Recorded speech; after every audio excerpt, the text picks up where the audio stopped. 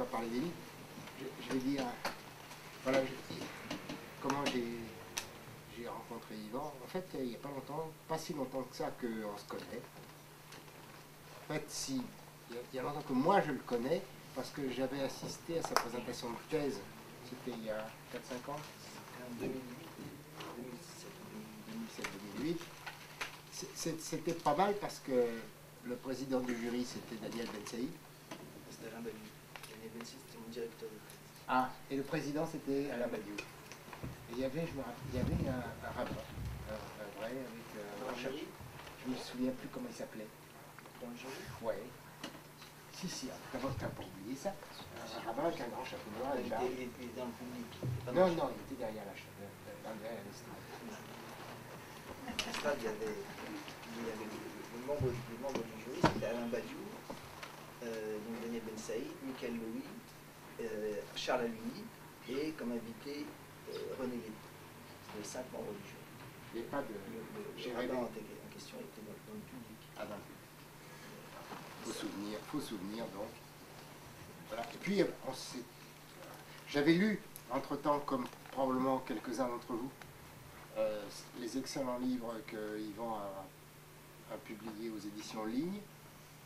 J'avais beaucoup aimé en particulier la réaction philosémite, qui correspondait vraiment à ce que je pensais et que je continue à penser sur ce sujet.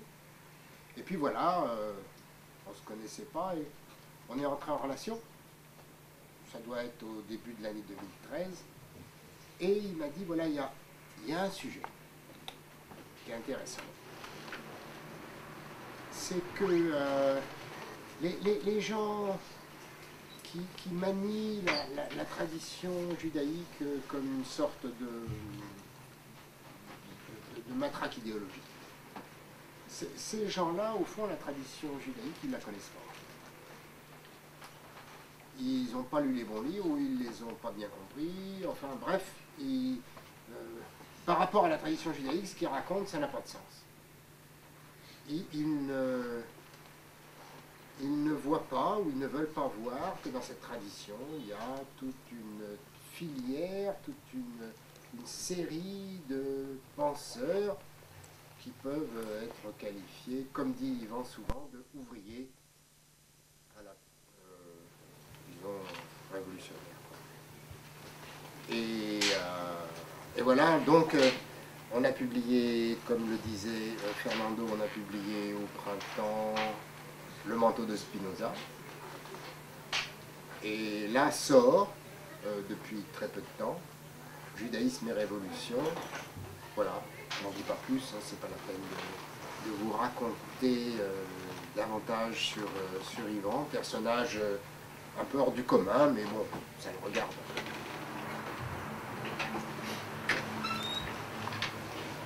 Donc, effectivement, notre projet avec Eric qui a pris la forme de ces deux ouvrages, Le manteau de Spinoza sorti en mars et Judaïsme et Révolution qui est sorti fin octobre. Notre projet était au fond, de montrer que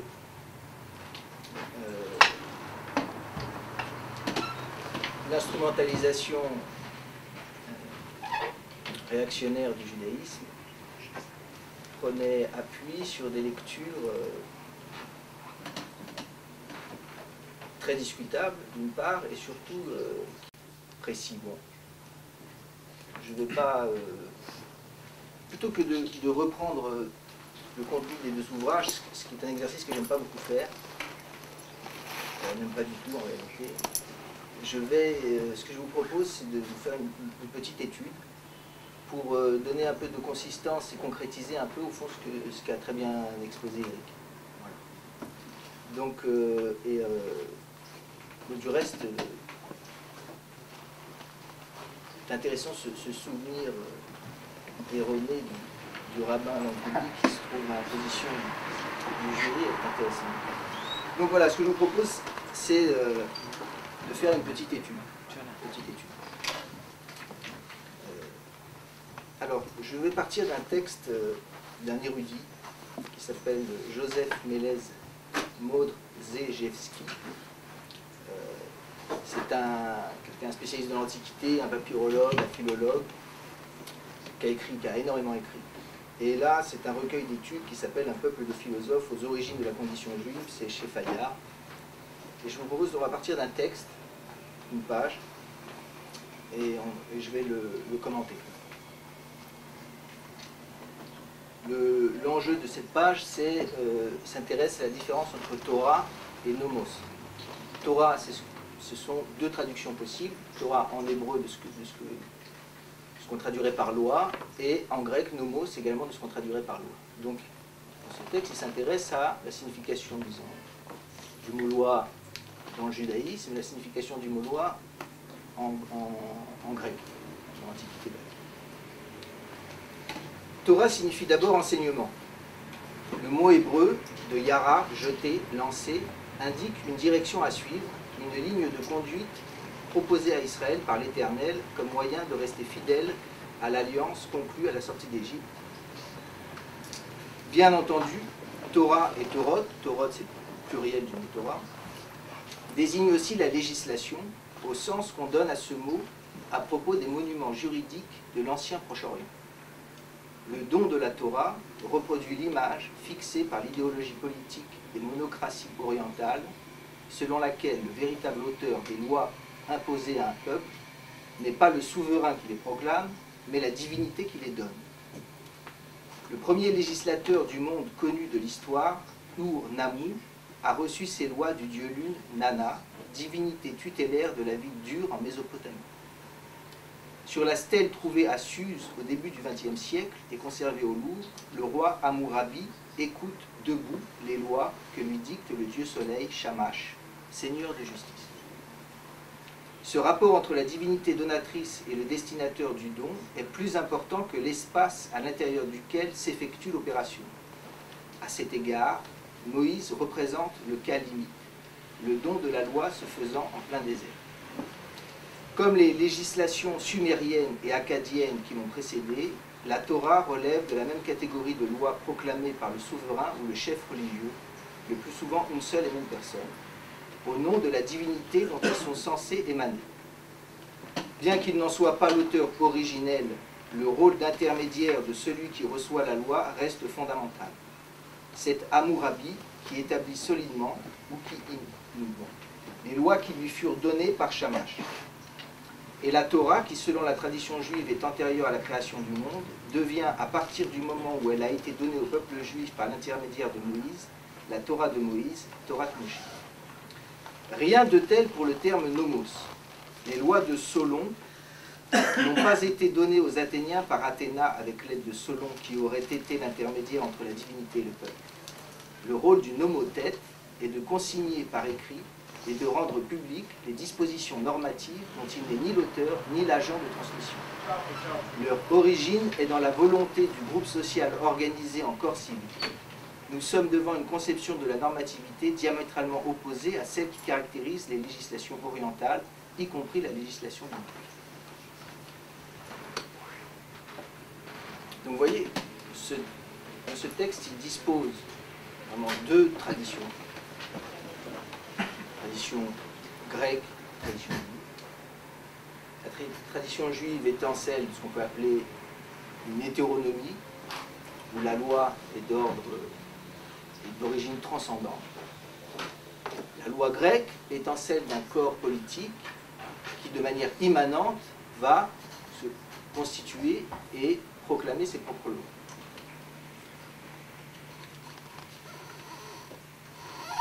Si vous prenez par exemple un auteur comme Marcel Gauchet, qui vient de sortir un livre de discussion avec Alain Badiou, sa thèse sur la modernité est le passage d'une constitution collective fondée sur l'hétéronomie à une constitution collective, une organisation collective fondée sur l'autonomie. C'est ce passage-là qui constitue la modernité, le processus de la modernité. Traduit dans les termes qui viennent d'être texte que je viens de lire, c'est le passage de l'Ancien Testament à la modernité au fond grecque. C'est également sur ces bases, sur ces fondamentaux, que vous allez avoir d'autre part, justement, des penseurs qui vont utiliser le judaïsme pour critiquer justement cette pensée politique de l'immanence en cherchant à rétablir une forme de transcendance. La question de la hauteur, la question du maître, un discours et des analyses que vous allez trouver aussi bien sous une forme un peu caricaturale chez Alain Finkielkraut que sous une forme plus élaborée chez Benny Lévy. Vous voyez se constituer cette figure, si vous voulez, du juif et du grec, ou de la pensée juive et de la pensée grecque, de manière clairement antinomique, et une antinomique qui repose sur d'un côté des lois d'origine transcendante, et où c'est un rapport de hauteur qui s'établit, un rapport aussi où la question de l'obéissance va avoir une certaine signification, et de l'autre, une forme de question du nomos, où la question de la loi est pensée de manière immanente, radicalement immanente.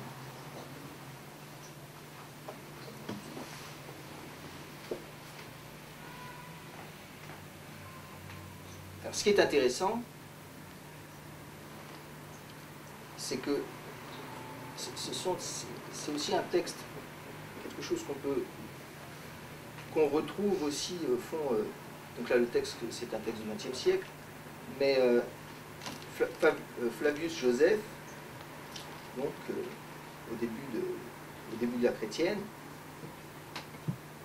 va en quelque sorte déjà disposer les choses ainsi.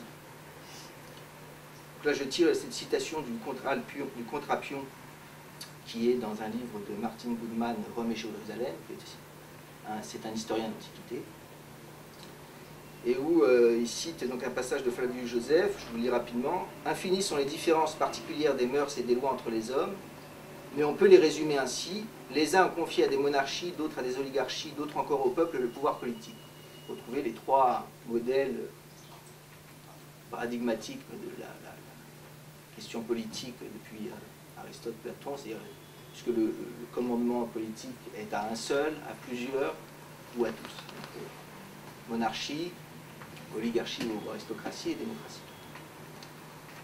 Ça, c'est du côté grec. On continue. Notre législateur n'a arrêté ses regards sur aucun de ses gouvernements. Il a, si l'on peut faire cette violence à la langue, institué le gouvernement théocratique, plaçant en Dieu le pouvoir et la force. Il a persuadé à tous de tourner les yeux vers celui-ci comme vers la cause de tous les biens que possèdent tous les hommes en commun et de tous ceux que les Juifs eux-mêmes ont obtenus par leur prière dans les moments critiques. Vous voyez, là aussi, Flavius Joseph dispose cette opposition entre d'un côté le judaïsme où l'autorité politique, la question de la loi provient de Dieu, et la Grèce où la question politique est celle des monarchie, aristocratie et démocratie. En tout cas, la question de l'immanence de la constitution politique.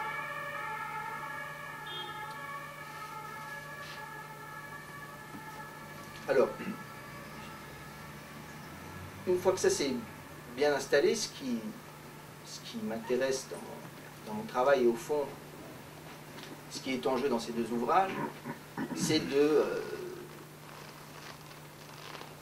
à la fois de déconstruire ce dispositif et de le dialectiser. En ce qui concerne la question de nomos au sens grec, question intéressante, c'est qu'évidemment ce processus, cette question de l'immanence politique, elle se heurte à deux critiques très importantes. Là aussi, je vais prendre des exemples très extrêmes. Le premier, c'est Platon, où la philosophie, si la philosophie, au sens où on commence avec Platon, elle commence avec une critique radicale de la démocratie, qui est le lieu d'exercice des rhéteurs et de la sophistique.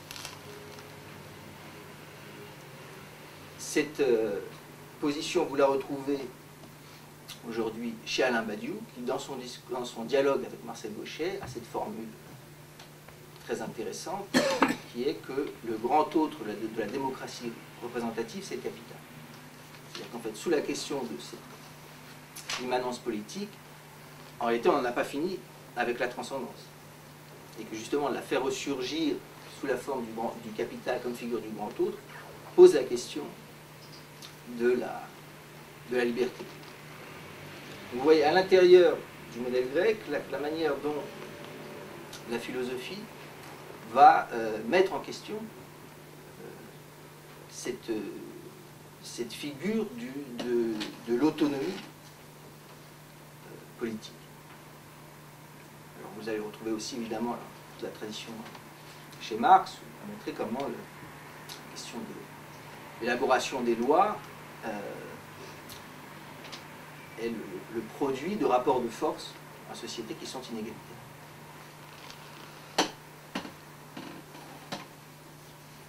Je passe maintenant à la question de la transcendance dans le judaïsme, qui est donc le point, la partie sur laquelle mon apport se veut le plus important, dans la mesure où c'est le domaine que j'ai particulièrement étudié.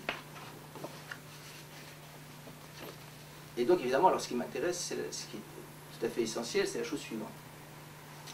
C'est que dans les représentations courantes, et vous voyez sur de Flavius Joseph à l'ouvrage que je viens de lire, cet érudit, l'idée que la Torah c'est cette figure du don de la loi au Sinaï, ce qui est frappant, c'est que c'est une figure qui provient en amont des premières grandes des empires du Proche-Orient antique, et le Code d'Hammurabi, les tables de la loi, sont reçus par le Dieu, et dans les textes même aussi bien des codifications des codes de loi d'Hammurabi que dans les mythologies babyloniennes ou paléo-babyloniennes, vous allez voir que l'écriture de la Bible est en intertextualité, est en confrontation sans cesse, en inspiration, en regard de ces textes-là.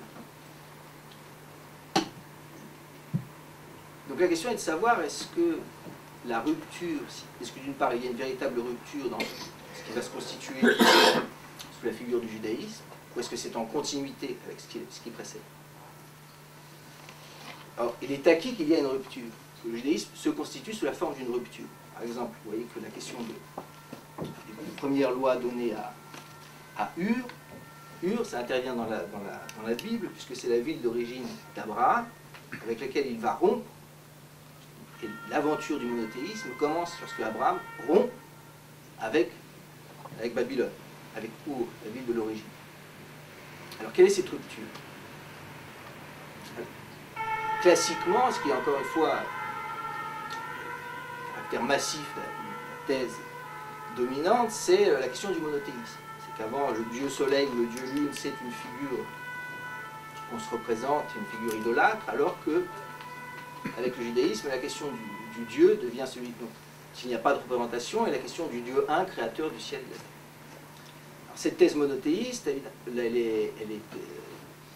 dans la critique biblique, va se constituer deux courants importants, ceux qui vont montrer qu'en réalité le Dieu de la Bible est au départ une figure tutélaire tout à fait idolâtre, caractéristique aussi des différentes divinités des peuples du Proche-Orient antique, et que c'est petit à petit que va se constituer ensuite la figure du Dieu du monothéisme, et d'autres qui vont maintenir une forme, qui vont justement chercher à vérifier la thèse d'une rupture en disant que dès le départ, justement, l'invention monothéiste aurait été celle d'un Dieu différent des figures tutélaires. La question, c'est qu'évidemment, si à l'arrivée, de toute façon, c'est une représentation de loi transcendante, où se joue vraiment la différence dans ce type de représentation. Bon. Alors, ma thèse sur ces questions-là, elle est à la fois très simple et tout à fait avérée. C'est que si on s'en tient à ce que dit la tradition des textes de l'Antiquité, la tradition juive, c'est que le judaïsme, ses textes fondateurs, c'est la Bible et le Talmud. Qu'est-ce que ça veut dire, la Bible et le Talmud? Ça veut dire qu'il n'y a pas un rapport d'obéissance au texte de loi écrit. C'est-à-dire que le code d'Hammurabi, c'est un code qui contraint les habitants sous la forme d'une loi, justement de texte qui fait loi. Lorsque les les maîtres du judaïsme antique disent que la Torah, elle est en fait double, au sens où il y a une Torah écrite et une Torah orale, l'affirmation, très clairement, est de dire que le texte écrit ne fait pas loi. Le texte écrit ne fait pas loi. Vous voyez, c'est ça la véritable singularité de la foi. Tu peux dire un mot pour les ignorants que j'étais avant de te connaître sur le Talmud par rapport à la situation chronologique. Juste un mot. Alors, oui, le Talmud, c'est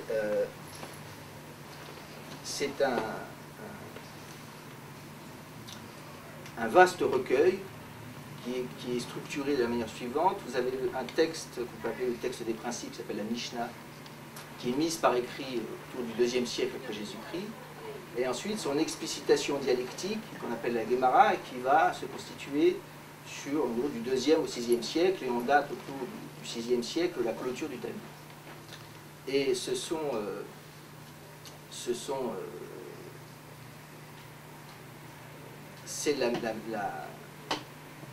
c'est une mise en forme dialectique, contradictoire, des enseignements du mosaïsme. C'est-à-dire que ce qui, dans la Bible, vous voyez, ça va me permettre de donner un peu plus de consistance à ce que je viens de vous exposer, c'est-à-dire que pour qu'un texte fasse loi, il faut qu'il ait une forme d'univocité, pour qu'il oblige tout le monde de la même manière.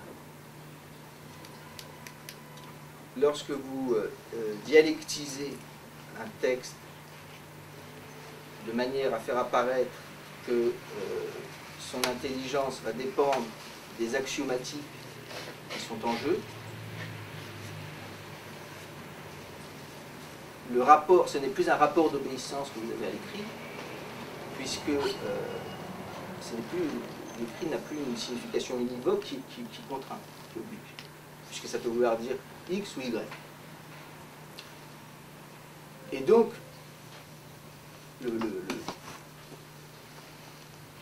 la rupture, en quelque sorte, qu'introduit le judaïsme dans ce paysage, c'est que le sens du mot Torah ne va pas être précisément le sens du mot loi. Ça n'aura pas le sens du mot loi avec un droit tel qu'on l'entend. Ce qui est très intéressant, si vous me suivez, c'est que si on reprend le texte, j'ai du mal à prononcer son nom, je m'excuse, mais Modrzejewski, il est très symptomatique en un sens. Parce que regardez le début, Torah signifie d'abord enseignement. Alors ça, c'est en quelque sorte ce qu'on appelle le chidouche, c'est-à-dire la nouveauté, l'apport, la singularité du judaïsme, c'est justement, c'est pas une loi, c'est un enseignement. Alors vous voyez que c'est un rapport très différent qui se met en place. Parce qu'un enseignement, à la différence d'une loi, le rapport que vous entretenez avec une loi, est accompli dès lors que vous obéissez à la loi. Le rapport que vous avez avec un enseignement n'est pas accompli lorsque vous obéissez à un enseignement, parce que ça ne veut rien dire d'obéir à un enseignement. Ce qui est en jeu, c'est de le comprendre. Et donc, après la compréhension, ce qui est en jeu, c'est une subjectivation. Et donc, la question de la liberté. La question de la liberté va se poser de manière très différente. Alors, ce qui est frappant dans ce texte, c'est que vous avez d'abord, Torah signifie d'abord enseignement, le mot donne origine, Yaral, jeter, lancer. Alors, jeter, lancer, vous passez là, la question, c'est que ça s'appelle le jargon militant, une directive, par exemple. Donc, indique une direction à suivre. Le mot Torah signifie enseignement, il indique une direction à suivre, une ligne de conduite. Alors ensuite, il sort la grosse panoplie proposée à Israël par l'Éternel avec un grand E comme moyen de rester fidèle à l'alliance conclue à la sortie d'Égypte. Vous voyez qu'à la suite, être fidèle à l'alliance conclue à la sortie d'Égypte suppose d'entendre Torah comme enseignement et non pas comme loi. Mais immédiatement, il va poursuivre, bien entendu, Torah et Torah désignent aussi la législation. Alors c'est quoi ce aussi? Ben non. Et une fois qu'il a dit aussi, il va repartir sur une toute autre direction, qui va être de dire qu'au fond la Torah relève complètement de ce qu'a été les législations du Proche-Orient antique, le Code d'Hammurabi, etc. Et il va être en quelque sorte rattrapé par un dispositif qui, du fait de sa massivité, est en quelque sorte le rattrape comme malgré lui, qui va être d'installer au fond la différence entre d'un côté nomos comme constitution de la loi de manière immanente, par différence avec Torah, comme loi d'origine transcendante. Mais en réalité, si on tient ferme, si on ne cède pas, la divergence n'est plus là. La divergence, elle est entre, d'un côté, l'élaboration d'une loi de manière ou bien transcendante ou bien immanente, mais qui constitue, malgré tout, un rapport d'obéissance à, c'est ça, la singularité du judaïsme. Encore une fois, je ne parle pas par judaïsme ici de sa réalité empirique aujourd'hui dans l'histoire, je parle de ses fondamentaux doctrinaux, qui est justement de ne pas accoucher d'une loi, mais d'accoucher d'un enseignement et de directives.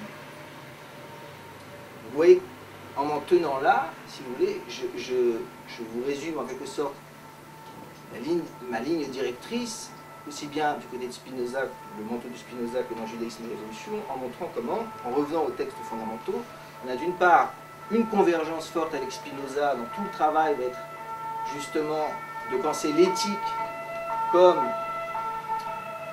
une sortie de l'obéissance à la loi, et d'autre part aussi le deuxième livre, Judaïsme et Révolution. Vous voyez que ce que je vous ai exposé ici ouvre aussi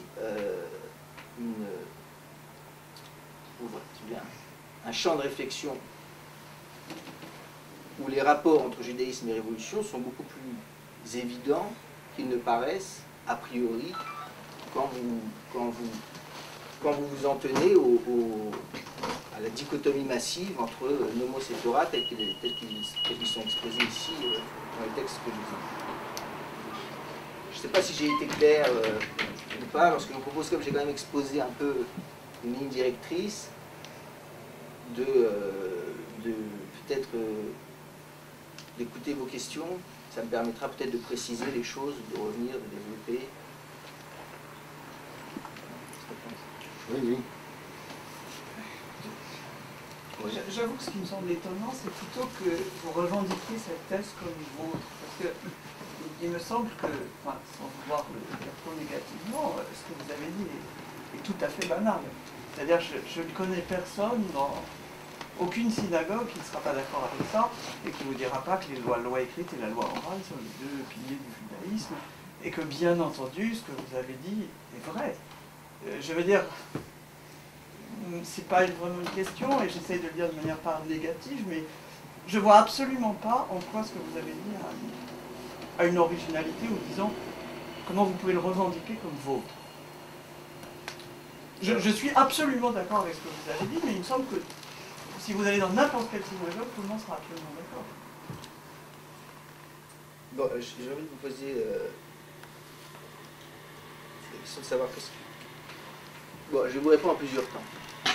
Mais d'abord, la première chose, très simple, c'est que vous voyez que je suis parti d'un texte de quelqu'un qui n'est pas un ignorant, et vous êtes d'accord que ce texte, en tout cas, si je me suis bien, est en désaccord complet avec ce que tout le monde dit dans les synagogues. Oui. Vous êtes d'accord? Oui. Bon, première chose. Oui, non. Donc vous devez vous poser la question, avant de me poser la question. Comment se fait-il que Maud Zejewski, j'ai beaucoup de mal avec ce... Parce que je l'ai pas entendu, mais c'est un livre que je connais comme ça, sans l'avoir entendu son nom. Si je l'avais entendu, j'aurais attrapé la manière de le prononcer, mais je ne l'ai pas entendu. Alors lui, il connaît aussi bien les synagogues que vous, si ce n'est mieux, il connaît l'étudier. Donc comment, au suivant, comment c'est possible, d'après vous, que ce que vous dites soit aussi évident, et que pourtant lui soit passé à côté? Alors, je vais vous dire comment c'est possible. C'est que je pense que tout le problème est le suivant. D'abord, je vous dis quand même une petite histoire que je connais bien, je connais très bien le judaïsme rabbinique. Oui, j'en sais pas. Alors, comment ça se fait? Alors, il est évident que, et je suis très heureux de m'entendre dire, parce que ce que je dis est avéré. C'est ça qui est complètement. La dimension fondamentale du Talmud. Maintenant, comment c'est possible que ça soit ce que je dise, soit ce qu'on appelle un chidouche, c'est-à-dire une nouveauté, tout simplement parce que j'ai évoqué la question du judaïsme anti-Bible et Talmud, et qu'ensuite il y a une autre époque qui s'appelle le Moyen Âge, et où va apparaître les codifications du Talmud. Or, la codification du Talmud va instaurer un autre rapport avec l'enseignement, qui n'est plus celui d'un enseignement subjectif, mais celui d'une loi à laquelle on obéit. Comme vous l'avez dit, c'est que le Talmud a été fermé. Il a été fermé aussi. La clôture du Talmud, oui. c'est que le Talmud est abouti. Oui. Ensuite, au Moyen-Âge, ce qui se passe, c'est une codification du Talmud. Alors ça, qu'est-ce que ça va installer?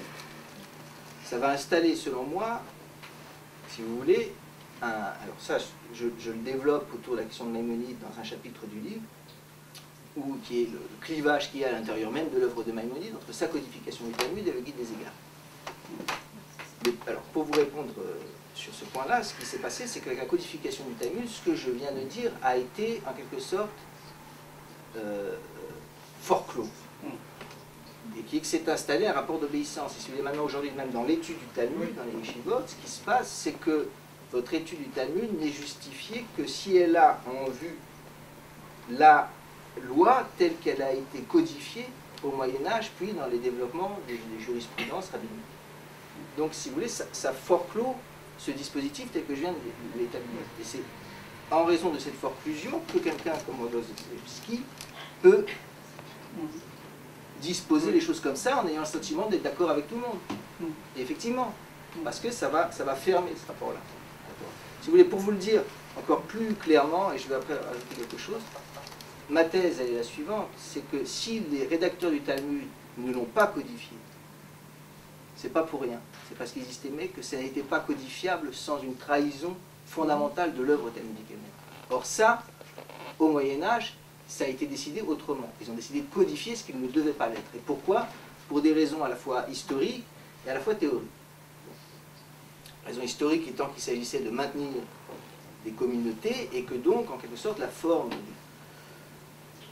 de la loi était nécessaire pour homogénéiser et maintenir l'existence empirique de communautés. Et aussi pour des raisons théoriques qui relèvent, selon moi, d'une forme de contre-révolution idéologique. Très clairement. Alors qui est intéressant chez Maïmonide parce qu'elle est clivée avec, d'un autre côté, le Guide des Égarés. Mais bon, ça c'est un chapitre du livre, je ne vais pas le reprendre tout de suite et je vais juste rajouter autre chose sur votre question. C'est que j'ai fait j'en profite, dans le manteau de Spinoza, j'ai fait une erreur, une bourde tout à fait énorme. Enfin, elle ne va pas vous paraître énorme pour vous, mais pour moi elle l'est. C'est que j'ai écrit dans une note de bas de page que la codification de Maïmonide date de 1140. Elle avait été rédigée en 10 ans et qu'elle avait été conclue en 1140. Or, c'est faux, c'est en 1180. Maïmonide, il est né en 1130. Donc, en 1140, il avait 10 ans. Non, voilà, c'est une erreur. Une erreur grossière. Bon, alors vous allez me dire, à 40 ans de différence pour un ouvrage qui date de 1000 ans, c'est pas terrible, mais pour des gens qui sont quand même censés connaître, parce que c'est mon domaine, c'est quand même une bourde dont certains ne se sont pas privés, ils ne pouvaient pas m'attaquer sur certains côtés, alors là-dessus ils se sont rués. Alors ce qui m'intéresse moi, je vais vous dire, c'est que c'est quoi cette bourde? C'est un lapsus très intéressant. Parce qu'effectivement, vous essayez de taper sur c'est facile de vérifier une date. Donc, pour moi, j'étais convaincu, sans avoir besoin de vérifier, que c'était 1140. Et pourquoi je suis convaincu que c'est 1140? C'est là que c'est intéressant. C'est quoi 1140? 1140, c'est le décret de Gratien. C'est-à-dire, c'est Pierre Legendre qui travaille beaucoup là-dessus, sur la Constitution. En fait, c'est là qu'il date la naissance de ce qu'il appelle le montage romano-canonique de l'État et du droit. C'est 1140. Et moi, en situant la codification de Maïmonide en 1140, ma thèse que j'exprime sous la forme de lapsus, c'est qu'évidemment les codifications sont redevables du montage romano-canonique de l'État et du droit. Elles en sont redevables, elles proviennent de cette matrice-là. Les Graciens, Averroès, Maïmonide, tout ça. Donc voilà, c'est pour répondre qu'effectivement tout le monde est d'accord dans les synagogues pour dire que la Torah c'est la Torah orale, la Torah écrite. Simplement la Torah orale va être sous l'emprise d'une codification dont le judaïsme rabbinique n'est absolument pas sorti, parce qu'il y a engoncé jusqu'aux oreilles. Donc c'est pourquoi ce que je dis est à la fois une évidence en termes de corpus fondamentaux, et à la fois une nouveauté absolue, étant donné que la nouveauté de ce qu'était cette affirmation qu'il y a une Torah écrite et une Torah orale a été forclose par les codifications dont la matrice serait, selon moi, mais ça c'est à développer dans un autre livre, proviendrait du montage romano-canonique de l'État du droit. Moi je pense de romano-canonique, on peut répéter la phrase. Pardon? La dernière phrase. Le montage romano-canonique. Je te disais. Tu l'as dit très vite alors. On est au montage romano-canonique. Tu peux dire 30 secondes là-dessus? Oui, je disais que les codifications du Talmud, leur matrice était selon moi le montage romano-canonique de l'État et du droit, dont le gendre date l'acte de naissance avec le décret gracien en 1140. C'était pour expliquer mon lapsus dans une note de bas de page du Spinoza, pourquoi je date la codification de Maïmonide en 1140 alors que c'est 1180. Alors, il y a des questions alors. Et après, Oui, il est en effet passionnant ce lapsus, et il l'est d'autant plus que j'ai eu ce sentiment en lisant le manteau de Spinoza. Je n'ai pas encore lu Judaïsme et Révolution, mais j'ai eu déjà ce sentiment par le passé, également quand on en parlait, qu'il y a comme si tu esquivais un autre, comment dire, moment, peut-être le premier moment de fixation de cette assignation du judaïsme du côté de la loi par le monde gréco-romain, c'est Paul. Et j'ai toujours l'impression, comme ça, en te disant, enfin jusqu'à maintenant, j'ai eu l'impression en te disant que c'est certainement une fausse impression, comme le faux souvenir des rites, mais que d'une certaine manière, tu tournais autour de ce moment-là, qui est vraiment la construction de cette opposition, dont à mon avis, quand tu parles de phénomènes massifs, ton camarade, on n'arrive pas à prononcer le mot, il est redevable aussi, peut-être surtout à Paul, à ce paulinisme qui imprègne un peu tout quand on parle de judaïsme, de christianisme, voilà, le judaïsme du côté de la loi, le christianisme du côté de l'esprit, etc. Tout ce qui s'ensuit. Donc je voulais savoir pourquoi, il y a certainement une raison à cette manière d'esquiver, ce sentiment de cette chose. Alors j'en parle, Oui. J'en parle dans le judaïsme et l'évolution. Simplement, pour répondre à ta question, il est évident que ça provient effectivement aussi, on peut dire, de Paul, en comprenant que chez Paul, ça provient lui-même du fait, et ça me permet de corriger un point, que cette ligne de démarcation entre ce que j'ai situé d'abord chronologiquement entre un moment qui serait celui du Talmud, puis ensuite le moment des codifications, en réalité, ça je le précise dans le livre, c'est que il faut bien voir que dès l'époque, ce qui reste de l'époque que j'ai situé entre Jésus-Christ et la clôture du Talmud, les 6 premiers siècles de l'ère chrétienne, en termes de corpus textuel, ce qui reste fondamental, ce qui reste du judaïsme, c'est le Talmud. Mais en réalité, à l'époque, déjà, ce clivage entre un judaïsme de la loi et un judaïsme dialectique, il existe de toujours. Et Paul, le judaïsme dominant, c'est ça ma thèse pour répondre, c'est que c'est pas Paul qui va élaborer le judaïsme comme étant une figure de la loi, c'est parce que les figures dominantes du judaïsme, des notables, de ceux qui ont le pouvoir, la classe dominante juive, est celle de la loi. Comme aujourd'hui, au fond, le judaïsme dont vous entendez parler, que ce soit même si vous prenez les institutions représentatives juives, c'est la bourgeoisie dominante qui est au pouvoir et qui définit ce qu'est quoi le judaïsme. Donc Paul, il était confronté à cette bourgeoisie, le pharisien, la figure du pharisien, chez Paul est en tension entre, d'un côté, la figure du notable et de l'autre, les réactions que vous avez d'une forme de religiosité populaire qui est celle où vous avez une image aujourd'hui qui sont à l'époque de Spinoza, qui sont une certaine forme de fondamentalisme. Mais donc les rédacteurs du Talmud, les maîtres de la tradition d'Israël, c'était, comment vous dire, ce sont comme les théoriciens de la politique révolutionnaire. Ce sont eux qui laissent les œuvres fondamentales, mais combien de divisions? Bon, ben, ils ne sont pas beaucoup. Donc en réalité, Paul lui-même hérite d'une situation de fait qui est celle dans le même, pour les évangiles, la figure du pharisien, c'est toujours, alors ça évidemment, c'est encore une fois, c'est une thèse que je soutiens, mais qui va rencontrer des oppositions dans le champ académique, même ton ami Ron Neiwell. Oh, je suis pas entièrement d'accord avec lui. Lui, par exemple, il va soutenir que justement que les pharisiens de l'évangile, c'est les rédacteurs du Talmud. Alors que moi, je ne soutiens pas du tout cette thèse-là. Par exemple, quelqu'un comme Boyarin va interpréter Paul comme ce qu'il appelle un radical Jew, qui serait assez proche de ce que tu peux dire, de ce que tu dis à l'instant. Qu'est-ce qu'il va entendre par radical Jew? Et bien justement, c'est-à-dire qu'il va justement considérer que Paul c'est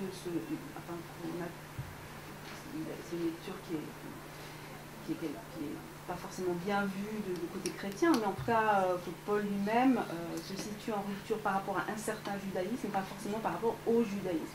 Et que d'une certaine manière, il élabore une pensée radicale au sens qu'on peut donner aujourd'hui, c'est-à-dire politique, peut-être révolutionnaire, mais sans forcément se penser comme quittant le judaïsme. Et que de ce point de vue-là, il serait assez proche, en fin de compte, des rédacteurs du Talmud, proche, contradictoire, enfin dans une relation dialectique. Oui, alors j'ai pas lu le livre en l'occurrence de Boyarin, mais ces livres sont intéressants, c'est quelqu'un d'intéressant. Moi, ça c'est quelque chose à développer, mais c'est sûr que moi j'en parle un petit peu dans le livre, mais oui, je pense qu'il y a une convergence en termes de finalité chez Paul et chez les rédacteurs du Talmud, en termes de visée, mais que les dispositifs théoriques sont très différents. C'est ce que je dirais en deux mots. Oui. C'est une question qui va partir du titre, de l'intitulé de votre livre, qui est Judaïsme et l'évolution.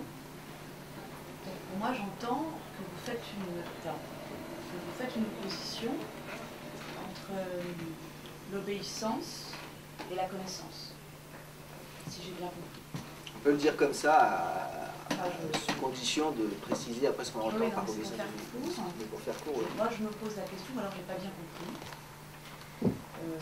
J'entends bien qu'il s'agit de dialectique et de connaissance quand on étudie le Talmud, et que quand on a un cours de Talmud, on sait bien qu'on échange, que chacun a son interprétation, etc. Mais je ne comprends pas pourquoi ça exclurait l'obéissance. C'est-à-dire que dans le judaïsme, effectivement, il y a la dialectique, mais la loi, elle ne bouge pas. C'est deux choses qui sont parallèles. Et ça, vous n'en parlez pas trop. Et quelqu'un qui va étudier le Talmud, et qui ne va pas être d'accord sur une interprétation, pour autant, l'obéissance de la loi, il va la garder. À quelle loi vous faites allusion quand vous dites la loi qui ne bouge pas? La loi qui ne bouge pas, c'est les mitzvot. Mais qu'est-ce que vous appelez les mitzvot? Par exemple, la loi du Shabbat, qui est par exemple de ne pas celui qui fait Shabbat, je parle pas de... Chacun s'arrange avec sa manière de faire Shabbat. Mais pour ceux qui ne savent pas, il faut quand même en parler, ce sont des lois où il n'y a pas à discuter, ni à réfléchir, ni... Vous les trouvez où les lois? Parce que je veux bien. Vous les trouvez où les lois? Comment vous définissez un travail? Vous trouvez nulle part, il faut bien... Comment vous définissez le mot travail? Vous parlez de quelle loi? Où je la trouve? Moi concrètement, voilà, ma question c'est la suivante. Je veux obéir à la loi. Je veux obéir. Mais où je la trouve la loi? La loi dont vous parlez, où est-ce que je peux la trouver? Alors moi je comprends bien que ce à quoi vous faites allusion, c'est ce qu'on appelle la halakha en un sens qui s'est historiquement constitué et qui est aujourd'hui les jurisprudences établies sur les codifications du Talmud. Vous voyez ce que je veux dire? C'est que vous avez raison en termes empiriques, C'est vrai ce que vous C'est une dites. question que je pose. Hein, Non, mais, parce que c'est une question quand même qui se pose. Quoi. tout à fait, non, mais c'est massif, vous avez raison que le judaïsme empiriquement constitué, le judaïsme rabbinique ou orthodoxe, il est constitué comme vous le présentez, c'est-à-dire qu'on peut discuter du Talmud à Yeshiva où on étudie les différentes possibilités de comprendre, mais tout le monde est d'accord que de toute façon, en termes d'action, ce qu'on va faire, on va obéir à la loi, et c'est quoi la loi? C'est les codifications les plus récentes, les jurisprudences basées sur des codifications. Donc c'est la loi, telle que vous l'entendez fixe, c'est une construction historique. Construction historique, qui c'est dans le point de départ, dont le point de départ est la première grande codification systématique est celle de Maïmonide, dont la date est 1180 et non pas 1140. Vous voyez ce que je veux dire? Donc, les premières lois, c'est le don des tables. Oui, c'est difficile, ça reste. Non, mais c'est ancré, quoi. Justement, je vous dis, mais ce que je vous dis, moi, c'est que. C'est pas facile. Je discute, hein, c'est ouvert. Ce que je dis, moi, la thèse que je soutiens, vous voyez, c'est là qu'elle apparaît finalement quand même assez singulière, c'est que si on s'en tient aux fondamentaux, justement, ça n'est pas une loi. Parce que, dans la tradition, la Torah écrite a été donnée le jour et la Mishnah a été donnée la nuit. Or, dans la tradition juive, la nuit précède le jour. Donc, ce qu'on entend par Mishnah, c'est les textes des principes, dont l'élaboration est dialectique, elle est contradictoire. Donc, vous n'avez jamais une loi qui vous dit, voilà, tu fais ça. Parce que toujours, il y en a un qui dit, tu fais ça, l'autre dit, tu fais pas ça. Donc, comment vous obéissez?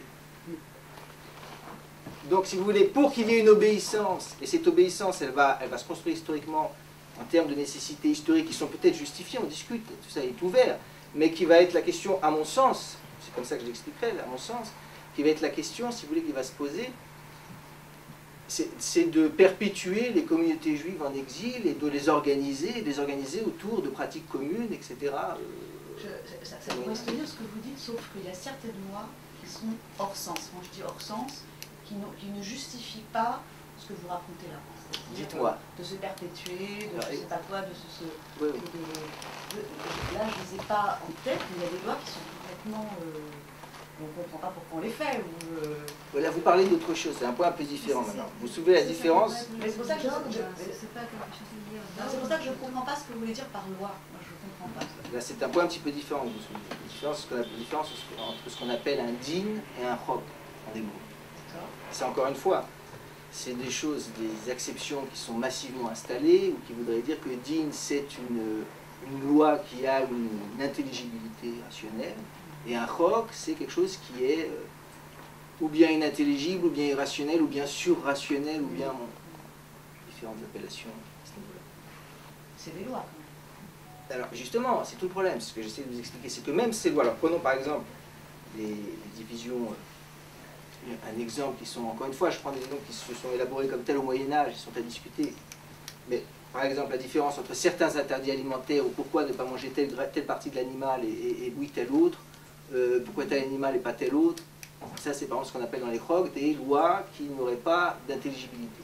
Et d'autres, les lois qui ont des intelligibilités tout à fait audibles et évidentes, sont notamment les lois d'interdit de voler, les questions du vol, l'interdit du meurtre, etc. Donc, ça aussi au Moyen-Âge ça avait été élaboré, entre d'un côté, quelle est l'intelligibilité de ces lois-là, justement, souvent c'est de permettre une organisation collective. Voilà.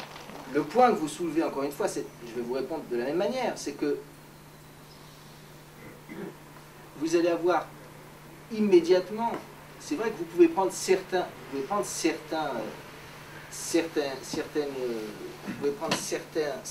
cas, comme par exemple la différence entre ce que c'est qu'un porc et une vache. Ça, c'est pas discuté. Mais dès que vous rentrez dans l'élaboration tout petit peu de ces questions-là, vous rentrez dans le Talmud et dans un dispositif qui est dialectique. Donc, si vous voulez, à chaque fois que vous faites référence à cette question de la loi, vous avez en tête, vous avez à l'esprit quelque chose qui s'est construit historiquement à partir des codifications du Talmud, c'est-à-dire à partir du moment où on va évacuer le dispositif dialectique au profit de l'énoncé univoque d'une loi. Mais qui est immuable. Mais qui est immuable si vous voulez, mais sauf qu'il s'est constitué historiquement au Moyen-Âge à partir des codifications. Mais que dans le Talmud, ça ne fonctionne pas de cette manière. Ouais. Vous savez que c'est C'est pour ce que ça. vous dites. Hein. Malheureusement, je ne maîtrise pas comme vous, je ne suis pas talmudiste, mais je reviendrai vous voir pour parler parce que sinon, quand même, j'étudie. Non, mais c'est simple, rassurez-vous, ce que je Non, dis non, ça. non, parce que les dons de la Torah, c'est quand même une loi écrite. On est d'accord. On est d'accord là-dessus. Et qui précède, ça il faut savoir à peu près, qui précède la période dont vous parlez. En termes chronologiques, oui, mais d'après les rédacteurs du Talmud, justement, qui vont installer un dispositif théorique, que leur dispositif théorique, leur thèse à eux, leur thèse, aux rédacteurs du Talmud, c'est de Vous dire... parlez de Maïmonide, tout ça, vous parlez de Non, ça? la Maïmonide, c'est bien après. D'accord, vous parlez Le de... rédacteur du Talmud, c'est le Talmud, c'est ce qui a été... c'est la clôture du Talmud, c'est le 6e siècle. Le Talmud, c'est une œuvre collective. Et leur thèse, c'est que l'oralité dialectique précède l'écrit. C'est-à-dire qu'il n'y a d'intelligence de l'écrit que sous condition de l'oralité dialectique. Ça. Mais ensuite, cette oralité dialectique, est-ce qu'elle est indépassable ou est-ce qu'on peut, au fond, la considérer comme étant un enjeu théorique d'étude, mais à condition qu'il soit circonscrit par l'élaboration d'une loi fixée qui va imposer l'obéissance, et ça s'élabore historiquement au Moyen-Âge, parce que tant qu'il n'y a pas de codification du Talmud, la loi fixe dont vous parlez n'existe pas. En tout cas, ça n'empêche pas, en tout cas les gens à l'intérieur, je parle des juifs qui pratiquent leur judaïsme, Oui. Pour eux, c'est pas antinomique. C'est-à-dire que, je parle d'aujourd'hui, et même j'imagine aussi à l'époque, c'est-à-dire qu'on peut tout à fait être des talmudistes, c'est-à-dire d'aller à la yeshiva, et en même temps avoir un socle immuable. C'est pas quelque chose qui fait controverse, qui ne pose pas de problème. Dans votre histoire, moi ce qui m'interroge, et que je suis ni pour ni contre, c'est que ça vous pose problème ou ça ne peut pas aller ensemble. Ça ne serait pas justement assez révolutionnaire. Enfin, c'est la question que je me pose dans votre démarche. Pour moi, ça ne va pas ensemble de la même manière. C'est sûr. Pourquoi? On est bien... Je vais vous dire pourquoi. Parce que mon expérience, j'ai beaucoup fréquenté les lieux d'études, les yeshivot. Et moi, j'en parle un petit peu dans le livre aussi. Je garde beaucoup d'affection, d'amour pour ces lieux-là. Mais je pense que cette loi fixe et ce socle immuable a sclérosé l'étude, véritablement sclérosé l'étude, à tel point que les fondamentaux, selon moi, ne sont plus... Bon, voilà, c'est un autre débat, mais disons que... Voilà. Mais vous pensez que, quand vous dites que ça sclérose les choses, ça sclérose, c'est-à-dire la possibilité d'être dans la connaissance et de pouvoir évoluer. Je pense que, malheureusement, je pense. C'est ce que je pense. Mais bon, c'est discutable. Il y a une autre question là? Vas-y. Oui, moi je ne connais pas votre travail, j'ai pas lu ni Manteau de Spinoza ni Judaïsme et Révolution, mais je sais un peu que vous travaillez sur la question du non ouvrier, des choses comme ça. Plus fort, s'il vous plaît.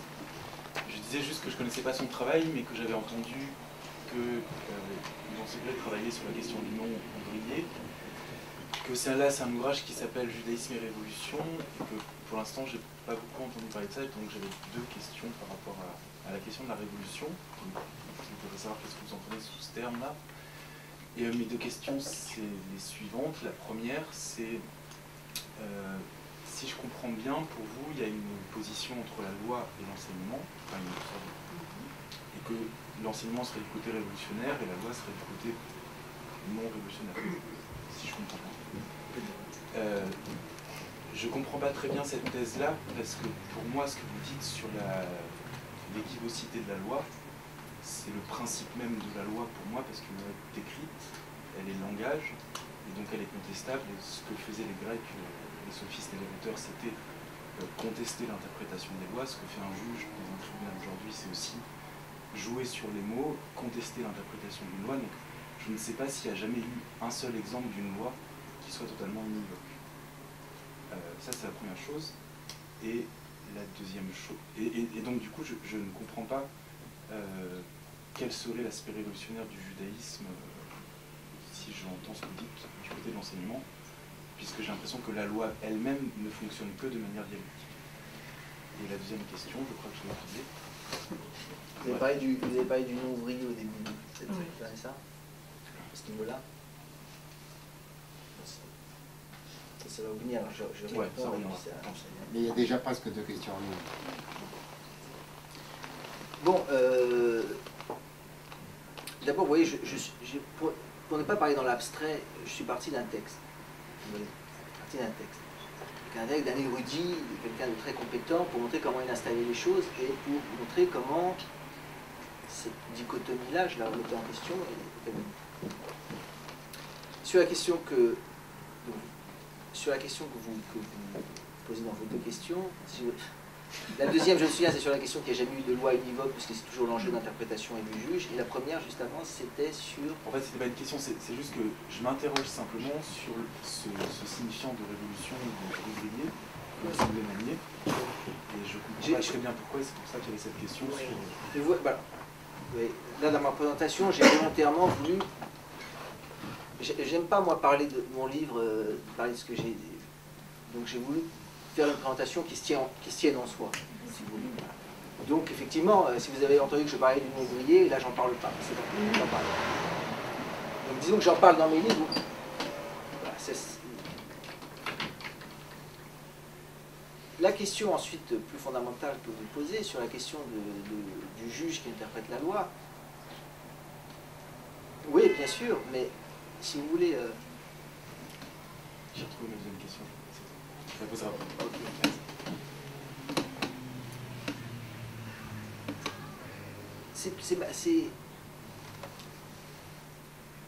C'est un cas un petit peu... D'abord, c'est évident que... là, dans cette présentation, j'ai essayé d'exposer une sorte... d'exposer la manière dont je déconstruisais un certain dispositif. Vous voyez aussi, malgré tout ce qui... Il y avait la nouveauté de la manière dont je déconstruis ce dispositif. Vous dites... Votre question, au fond, c'est de dire que toute loi est dialectique. Mais vous voyez que la question est de savoir, au fond, si, quand vous dites ça, jusqu'où vous êtes prêt à aller. Parce que si... Vous voyez bien que la question, la discussion que je viens d'avoir avec vous, pose bien la question de savoir est-ce que dans un dispositif qui est celui, malgré tout, d'une obéissance à la loi, ou dans un dispositif où il n'y a pas ce rapport-là. Or, la question que je voudrais vous poser pour bien comprendre votre question, c'est comment vous... Votre question, où est-ce qu'elle intervient dans le dialogue que je viens d'avoir avec vous? Vous voyez, pour que je comprenne. Parce que vous voyez, comment vous intervenez dans le dialogue que nous venons d'avoir.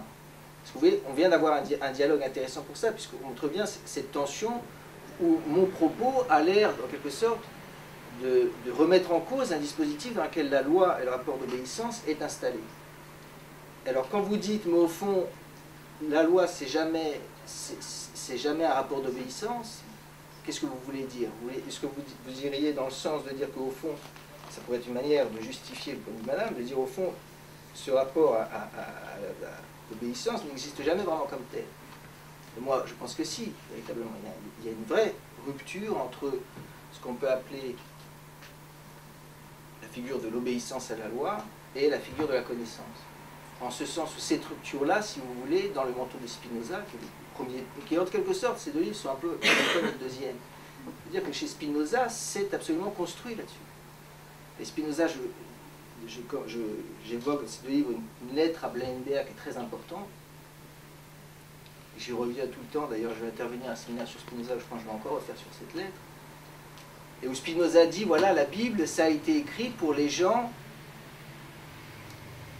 qui ne pouvaient pas, pour le peuple, au sens où le vulgus, le vulgaire, qui n'avait pas de rapport avec la vérité trop sublime, et donc il fallait quand même qu'il obéisse pour que la société soit possible et qu'il se conduise moralement. Et ce rapport d'obéissance était nécessaire pour lui. Mais pour le philosophe et tous ceux qui sont au-dessus des lois, supra legem, au-dessus des lois, eux c'est autre chose, ça les concerne. Et ce texte Spinoza, oui, il fait bien une différence entre ce que va être un rapport d'obéissance à la loi et un rapport de la philosophie à la vérité, qui n'est pas celui d'un rapport d'obéissance à la vérité. Alors, pour vous répondre, moi, effectivement, je ne suis pas du tout d'accord avec ce type de thèse que je trouve extrêmement méprisant pour ce Vulgus, que pour moi j'aime beaucoup. Si j'interviens dans le débat que vous aviez tous les deux, c'est que je pense que je suis d'accord avec vous, c'est que je pense qu'effectivement, sur la question des mitzvot et tout ça, il y a toujours matière à dialectique, et que jamais un rapport d'obéissance n'est tout à fait donné. Et pour moi, c'est valable de toute loi. Et c'est valable dans la vie de tous les jours. Je sais pas, j'ai pas d'exemple très concret là, mais j'ai traversé.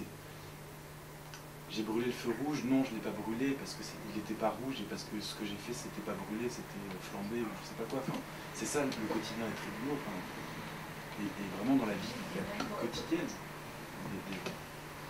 jamais personne ne s'en est jamais laissé compter par rapport à une autre. Et même pour rebondir sur ce que vous dites, même dans les lois dites immuables juives, enfin sur les mitzvot, il est possible d'aller consulter le rabbin pour éventuellement la remettre en question. Donc, de toute façon, même ces lois-là ne sont pas absolument incassables. Enfin, je vais donner un exemple précis, puisque c'est important les exemples, vous avez raison. On n'a pas le droit, par exemple, à prendre... une femme n'a pas le droit de prendre de contraceptif, par exemple. Et du coup, il faudrait qu'elle tombe enceinte sans cesse. Si une femme, à un moment donné, cette femme X, fait une dépression ou qu'elle est fatiguée, qu'elle est malade, elle peut aller consulter son rabbin, et le rabbin ne peut pas l'autoriser à prendre cette pilule parce qu'elle est en état de souffrance. Donc il ne faut pas aussi rendre les choses, parce que comme vous le présentez, on dirait que les lois... Intéressant. C'est que voyez-vous, malgré tout, c'est la question du rapport avec le tribunal, la figure du tribunal, quelqu'un devant un tribunal. La figure de quelqu'un devant un tribunal, la question est de savoir qu'est-ce que signifie ce dispositif de celui qui énonce la loi par rapport au cas. Ben, effectivement, ce dispositif-là, il va dans l'histoire avoir une très grande... Il a une histoire. Alors, comment ça marche? D'abord, les codes d'Hammurabi, le premier code d'Hammurabi de texte de loi, où les lois est écrites, il a une première fonction, si vous voulez, qui est d'abord en quelque sorte progressiste quasiment. Pourquoi? Parce qu'à partir du moment où la loi est écrite dans la pierre, elle ne dépend plus de l'arbitraire du juge. Tant que la loi n'est pas écrite, c'est l'arbitraire du juge qui, de manière plus ou moins oraculaire, va énoncer la loi. C'est ouvert à tous les arbitraires. La première chose, effectivement, c'est l'écriture de la loi, la première fonction qui est d'en finir avec cet arbitraire. C'est le premier. Effectivement, vous voyez si on se rapporte à l'origine, évidemment, différentes manières d'entendre ce phénomène, ce point-là. Alors, quel est le point que je soulève par rapport à ça? C'est que ce que je dirais, c'est qu'il y a une grande différence, une différence essentielle entre une loi qui va avoir pour fonction de maintenir, de régir une collectivité, l'ordre de la collectivité, et dont on peut penser que cet ordre de la collectivité régi par la loi perpétue un ordre inégalitaire.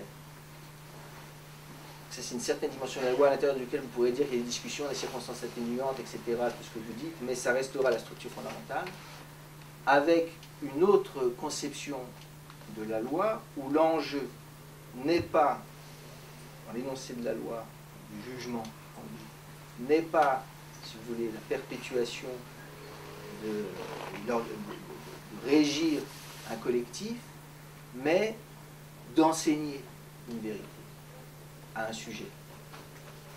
Et vous voyez, ce rapport-là, cette différence-là, par exemple, je cite, c'est pour ça que je cite aussi pas mal Lacan, la question de la psychanalyse, c'est que au fond, c'est une rupture fondamentale entre est-ce que l'enjeu est de régir de manière grégaire un collectif, ou est-ce que l'enjeu c'est de faire advenir un sujet là où il y avait un animal obéissant. Et que à ce moment-là, il me semble que les distinctions que je défends sont intelligibles et sensées et productives. Maintenant, j'entends, vous avez raison, que la question de la loi, ça se discute. Et par exemple, il est évident, je pense à la discussion Gaucher-Badiou. Gaucher insiste sur la possibilité de réformer la loi comme outil de transformation sociale dans le sens de l'égalité, la jurisprudence, etc. On peut discuter ces thèses-là. C'est sûr qu'il y a un espace de discussion. Et qu'il est évident ensuite, c'est pareil, même quand on critique la figure de l'État, il est évident aussi que c'est la critique de l'État, point de vue révolutionnaire, est aussi dialectique, parce qu'il est évident que d'un côté, l'État est une figure de la domination, et de l'autre aussi, on sait que c'est complexe, que là où il n'y a pas d'État, ça peut être le règne du plus fort dans cette dimension la plus violente et la plus archaïque. Donc tout ça est effectivement aussi dialectique. Effectivement, ça ouvre.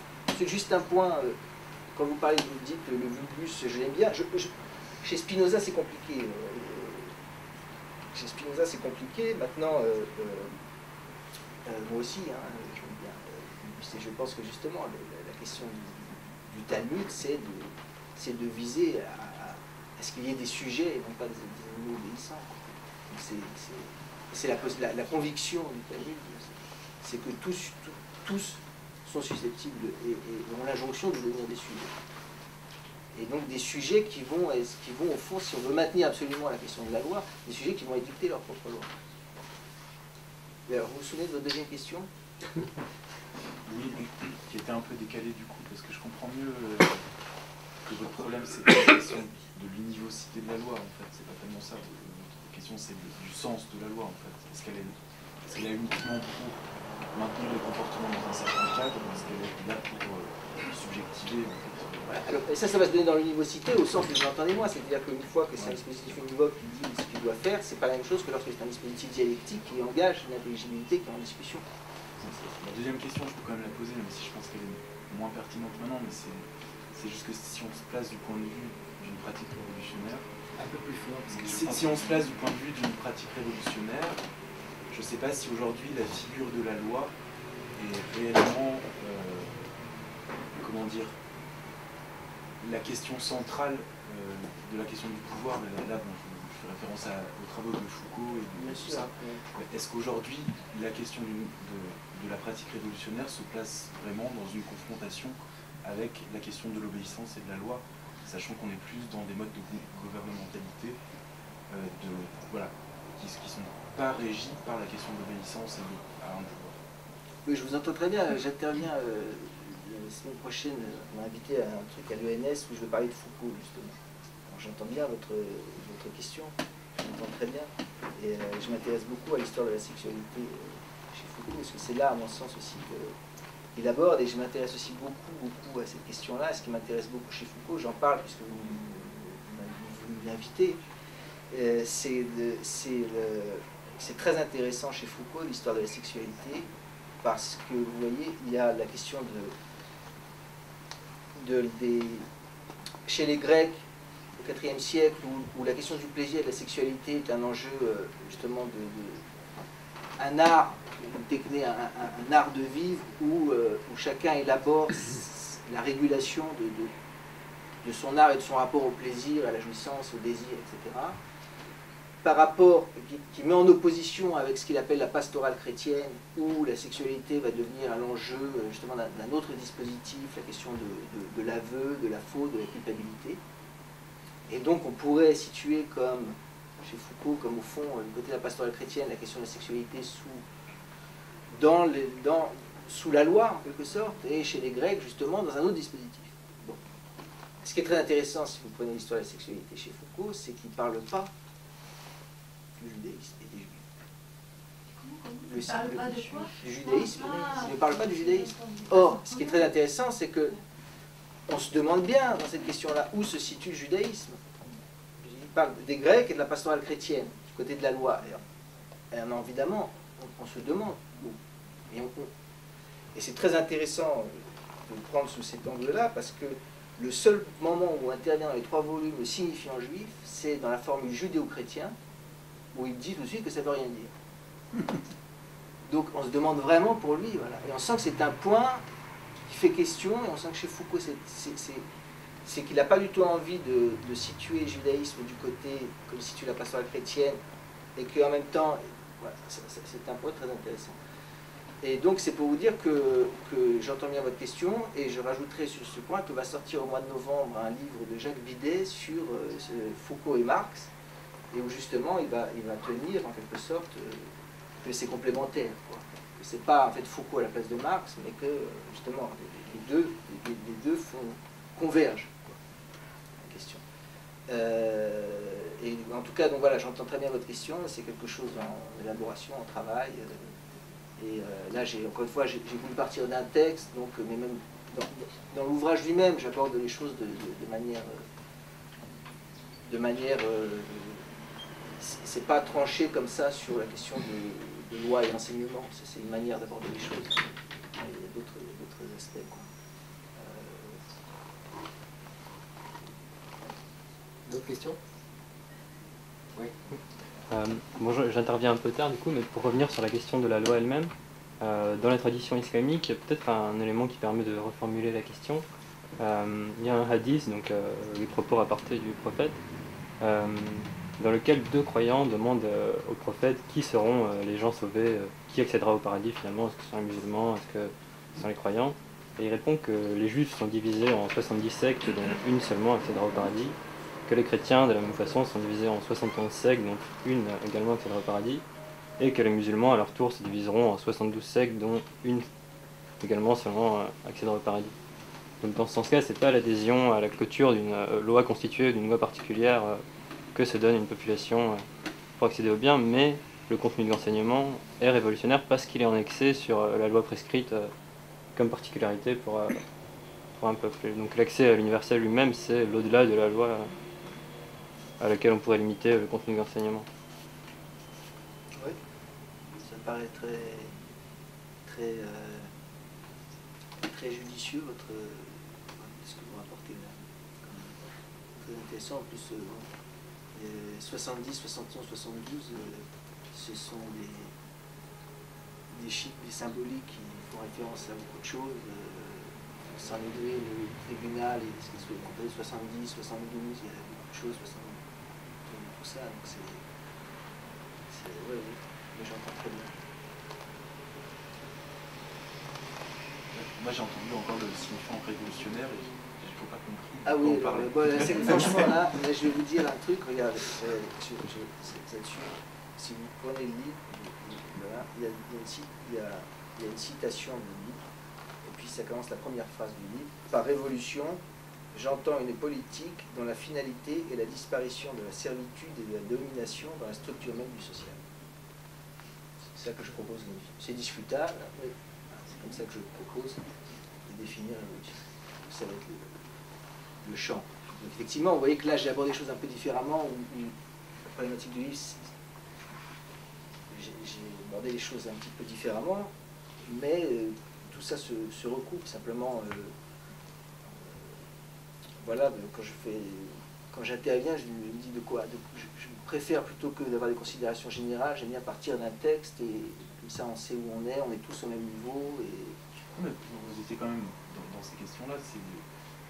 Moi, la question que j'aimerais vous poser, mais après je peux lire le bouquin aussi, c'est sûr, et je vais le lire, c'est dans quelle mesure ce que vous avez dit aujourd'hui, c'est-à-dire sur la question de cette opposition entre loi et enseignement, obéissance et vérité, etc., dans quelle mesure ça vous semble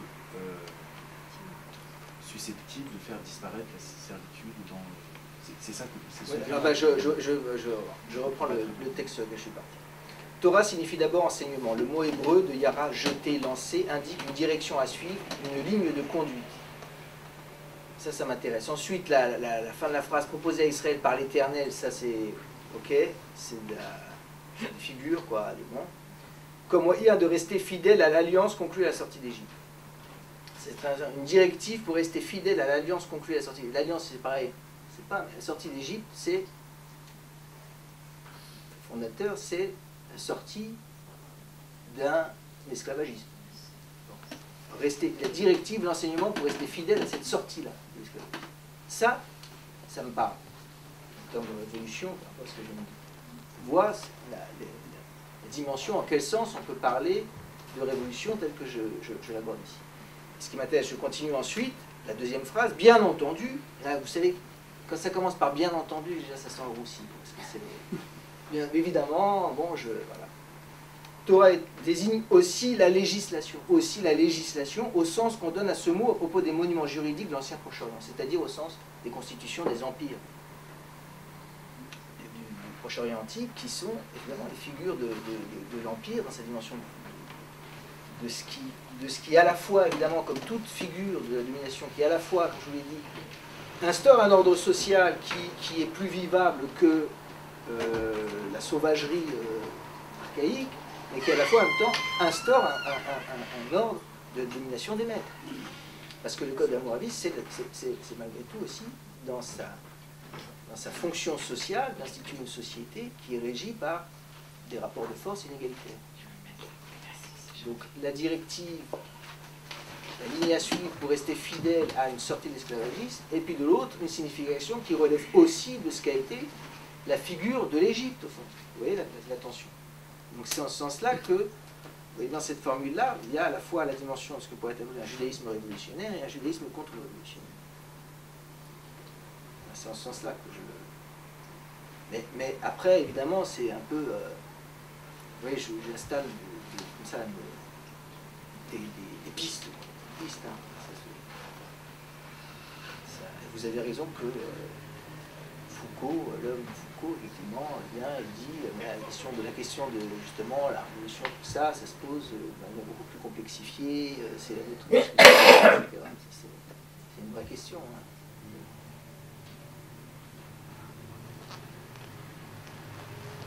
Je crois qu'il n'y a plus de questions.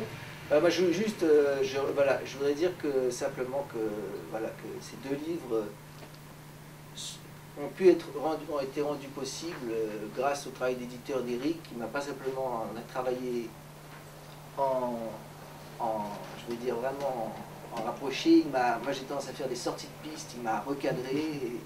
J'étais idiot utile. Et voilà, c'était un travail en commun, et donc on est très heureux d'avoir réalisé ça. Moi aussi. Merci beaucoup. Merci.